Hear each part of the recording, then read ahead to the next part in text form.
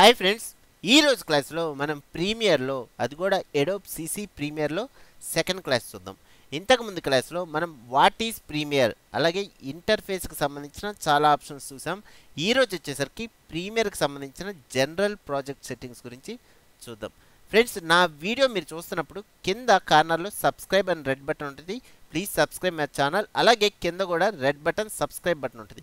మీరు సబ్స్క్రైబ్ చేసుకోవడం వల్ల నా లేటెస్ట్ అప్డేట్స్ అన్నీ మీ మెయిల్కి డైరెక్ట్గా వస్తాయి. అలాగే పైన తెలుగు టెక్ సొల్యూషన్ అనే ఆప్షన్ ఉంది.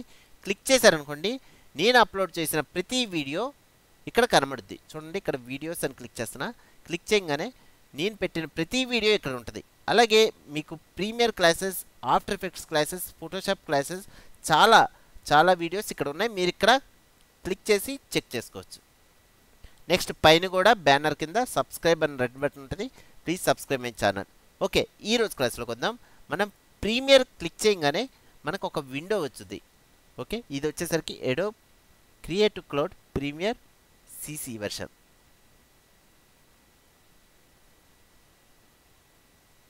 ఓకే, మనకి ఇక్కడ ఒక విండో ఓపెన్ అయింది. ఇందులో మనకి న్యూ ప్రాజెక్ట్, ఓపెన్ ప్రాజెక్ట్ అనేది మనకి బేసిక్గా అంటే ఇంతకుముందు వెర్షన్లో కూడా వచ్చే ఆప్షన్స్. మీకు చాలా ఆప్షన్స్ అంటే ప్రీమియర్కి సంబంధించిన ఓల్డ్ వెర్షన్స్ అయినా సరే చాలా ఆప్షన్స్ మనకి సేమే ఉంటాయి. మనకి కొన్ని న్యూ ఫీచర్స్ వస్తాయి కాబట్టి మనం ఓల్డ్ వెర్షన్ అయినా ఇబ్బంది పడాల్సిన పని ఏం లేదు. నెక్స్ట్ రీసెట్ అంటే ఏం లేదు, రీసెంట్ డాక్యుమెంట్స్ ఇంతకుముందు ఓపెన్ చేసిన రీసెంట్ డాక్యుమెంట్స్ మళ్ళీ ఓపెన్ చేయాలంటే ఇక్కడ క్లిక్ చేస్తే సరిపోద్ది. లేదా ఓపెన్ ప్రాజెక్ట్ అంటే ఇంతకుముందు మనం క్రియేట్ చేసిన ప్రాజెక్టు ఓపెన్ చేసుకోవాలంటే ఓపెన్ ప్రాజెక్ట్. లేదా మనం న్యూ ప్రాజెక్ట్ కొత్తగా ఒక ప్రాజెక్ట్ చేయాలి అంటే new project. Okay, next new project click చేయగానే మనకి ఫస్ట్ అడిగేది నేమ్ అడుగుతుంది, మన ప్రాజెక్ట్కి సంబంధించిన నేమ్. సపోజ్ నేనేం చేస్తానంటే క్లాస్ 2 అని ఇస్తున్నా. Okay, next location.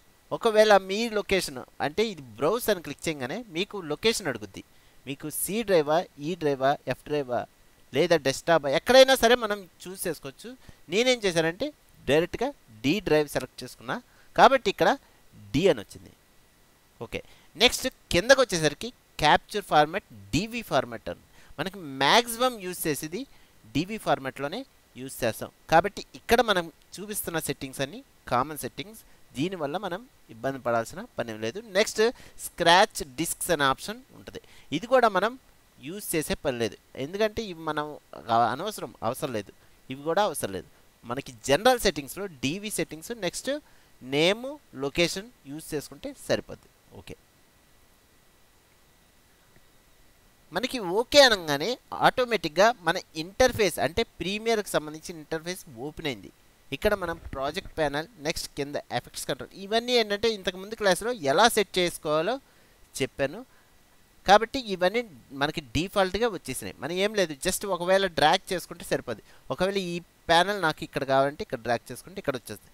లేదు నాకు ఈ కార్నర్లోకే కావాలంటే ఏం లేదు, మనం మాడిఫై ఇలా చేసుకొని జస్ట్ పైన హోల్డ్ చేసి పట్టుకొని మనకు కావాల్సిన ప్లేస్లో మనం ఇలా చూస్ చేసుకోవచ్చు. ఓకే, ఇలాగా మనకు కావాల్సిన టూల్ బార్ కానీ ఏదైనా సరే మనం సెట్ చేసుకోవచ్చు.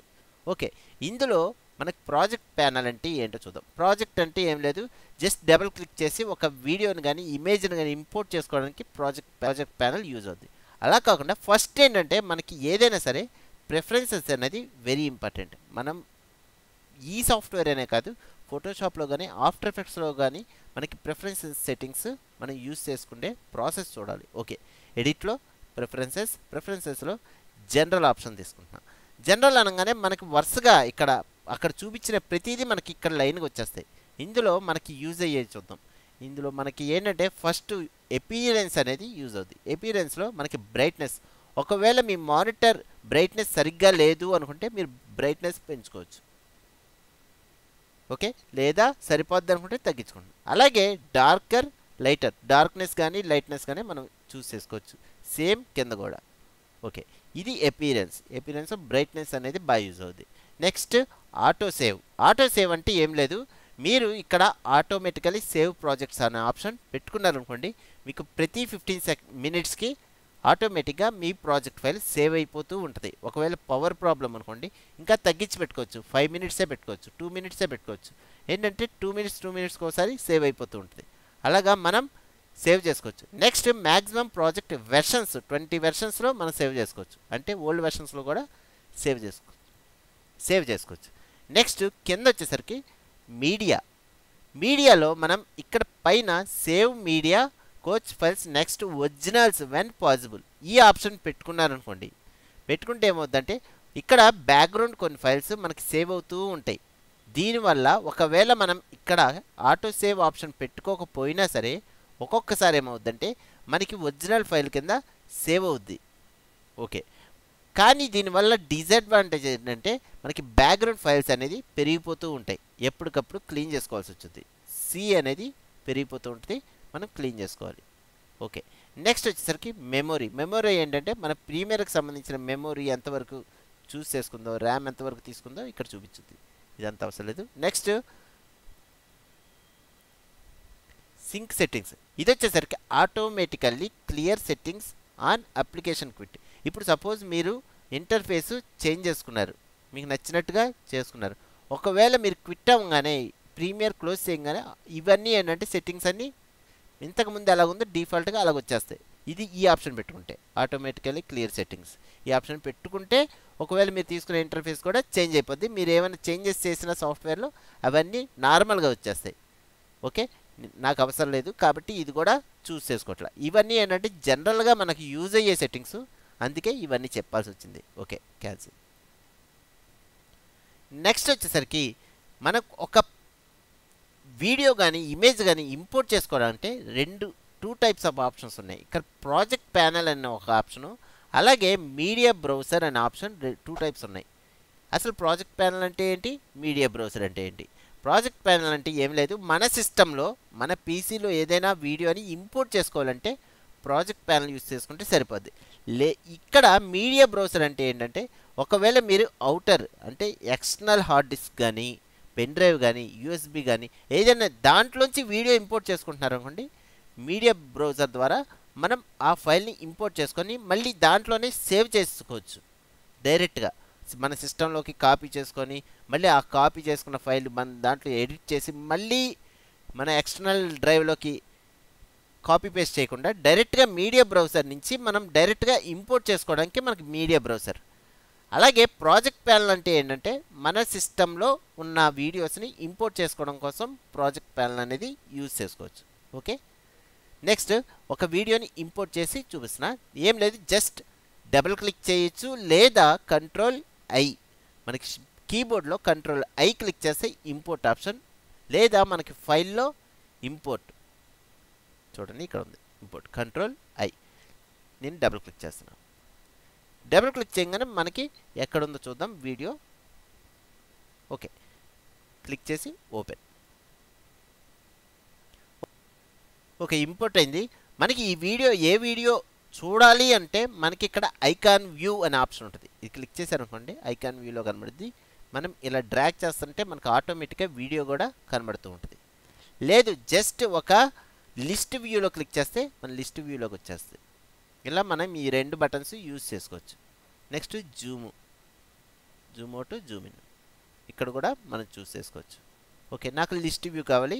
ఓకే, నెక్స్ట్ ఈ వీడియోకి సంబంధించిన విడ్త్, హైట్, ఫ్రేమ్ రేటు మనం దాని మీద కాసేపు ఇలాగ ఉంటే మనకి ఆటోమేటిక్గా 1280x720 next 25 frames per second, లేదా రైట్ క్లిక్ చేసి ప్రాపర్టీస్ అనే సరే మనకి 1280x720 25 ఫ్రేమ్స్ పర్ సెకండ్ అనే ఆప్షన్ వచ్చింది. ఇదేంటంటే జనరల్ సైజ్. మనం ఈ వీడియో ఫార్మాట్ ఏంటంటే హై డెఫినేషన్ కాకుండా just general with height frame rate, ఇది కూడా మనం యూజ్ చేసుకోవచ్చు. కానీ ఏంటంటే నాకు హై డెఫినేషన్ వీడియోలోకి ఈ వీడియో ఇంపోర్ట్ అవ్వాలి, అది ఎలా చూద్దాం. ఓకే, మీకు ఒకవేళ ఇది హై డెఫినేషన్ వీడియో అయ్యి ఉంటే జస్ట్ డ్రాగ్ అండ్ డ్రాప్ చేసుకొని వర్క్ చేసుకోవచ్చు, లేదా మీరు ఒక సీక్వెన్స్ తీసుకోవాల్సి వచ్చింది. మీరు ఫైల్లో న్యూలో సీక్వెన్స్ Ctrl+N షార్ట్కట్, సీక్వెన్స్ అనగానే మనకు ఒక లిస్ట్ వచ్చింది. ఈ లిస్ట్లో మనకి చాలా ఫార్మాట్స్ ఉన్నాయి. చూడండి, మనకి ఇక్కడ వచ్చేసరికి డివి పాల్, మన ఇండియాలోనే కాకుండా చాలా చోట్ల ఈ డివి పాల్ అనే ఫార్మాట్ బాగా యూజ్ చేస్తారు. పాల్ అంటే ప్రేజ్ ఆల్టర్నేటివ్ లైన్. అలాగే పైన ఎన్టీఎస్సి అంటే నేషనల్ టెలివిజన్ సిస్టమ్ కమిటీ. ఇది వచ్చేసరికి ఆస్ట్రేలియాలోనే కాకుండా ఇంకా 3-4 కంట్రీస్లో కూడా యూస్ చేసే ఫార్మెట్. నెక్స్ట్ పైన డిజిటల్ ఎస్ఎల్ఆర్, ఇది వచ్చేసరికి డిజిటల్ కెమెరాలో తీసిన వీడియో ఫార్మెట్ని మనం యూస్ చేసుకోవచ్చు. ఇక్కడ మనం ఇక్కడ ఓపెన్ చేసామనుకోండి, ఇక్కడ high definition 1080p for progressive scan, ఇది వచ్చేసరికి మనకి బాగా యూజ్ అయ్యే ఫార్మెట్. ఇది హై డెఫినేషన్ వీడియోలో మనకి యూజ్ అవుతుంది. ఒకవేళ మీరు దీని మీద క్లిక్ చేశారనుకోండి, పక్కన దానికి సంబంధించిన ప్రాపర్టీస్ కనబడతాయి.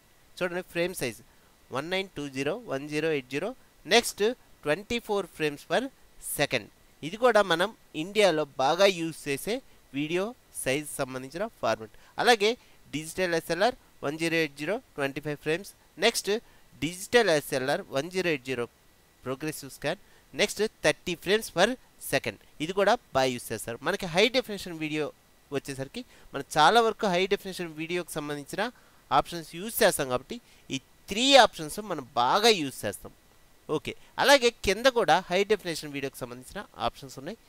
High definition video 1080 progressive scan 24 frames per second, ఇది కూడా మనం యూజ్ చేసే ఫార్మాట్.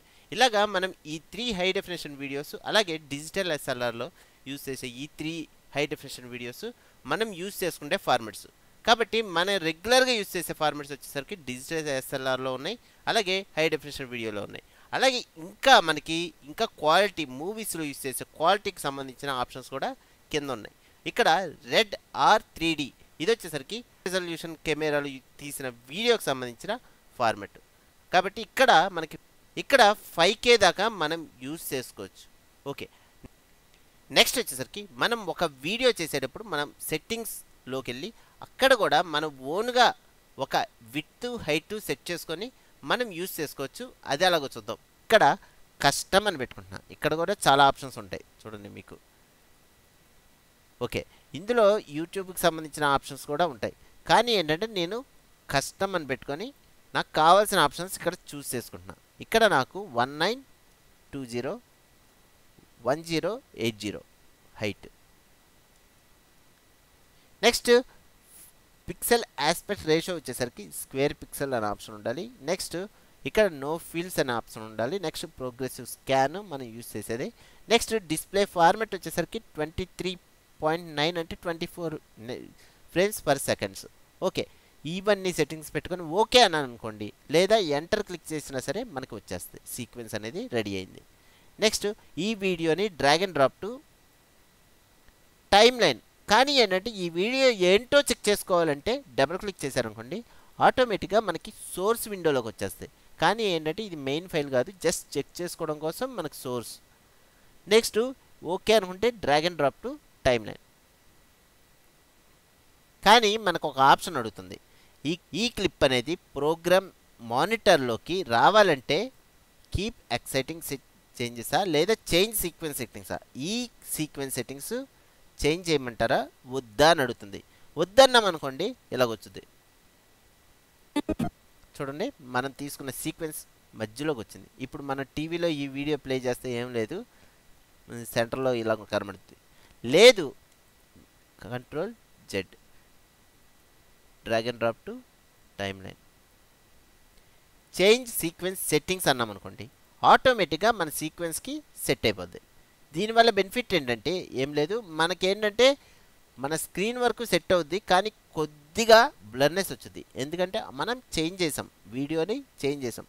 లేదా మనం హై డెఫినేషన్ వీడియోలో తీసుంటే ఇదే విత్ హైట్ వీడియో కనుక తీసుకుంటే డైరెక్ట్గా డ్రాగ్ అండ్ డ్రాప్ చేసుకోవచ్చు.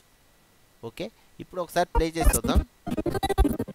మనకి ప్లే చేయడానికి short cut space bar.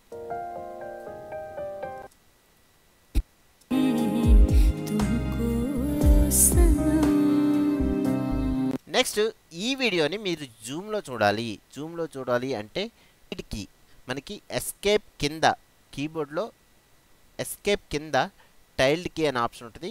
Click చేశారనుకోండి మనకి జూమ్లో కనబడుతుంది. ఇప్పుడు స్పేస్ బార్ క్లిక్ చేస్తే ప్లే అవుతుంది. ఓకే, నెక్స్ట్ ఫ్రేమ్కి వెళ్ళాలంటే రైట్ యారో, ప్రీవియస్ ఫ్రేమ్కి వెళ్ళాలంటే లెఫ్ట్ యారో. ఓకే, మన కీబోర్డ్లో రైట్ యారో క్లిక్ చేస్తే నెక్స్ట్ ఫ్రేమ్కి వెళ్తాం, లెఫ్ట్ యారో క్లిక్ చేస్తే ప్రీవియస్ ఫ్రేమ్కి వస్తాం. ఓకే, అలాగే ఒక 5 ఫ్రేమ్స్ ముందుకెళ్ళాలి అంటే షిఫ్ట్ పట్టుకొని రైట్ యారో 5 ఫ్రేమ్స్ ముందుకెళ్తాం. అలాగే షిఫ్ట్ పట్టుకొని లెఫ్ట్ యారో క్లిక్ చేస్తే 5 ఫ్రేమ్స్ ప్రీవియస్ ఫ్రేమ్స్కి వెళ్తాం, అంటే ముందుకు వస్తాం. ఇలాగా నెక్స్ట్ ముందుకెళ్ళాలంటే షిఫ్ట్ పట్టుకొని రైట్ యారో.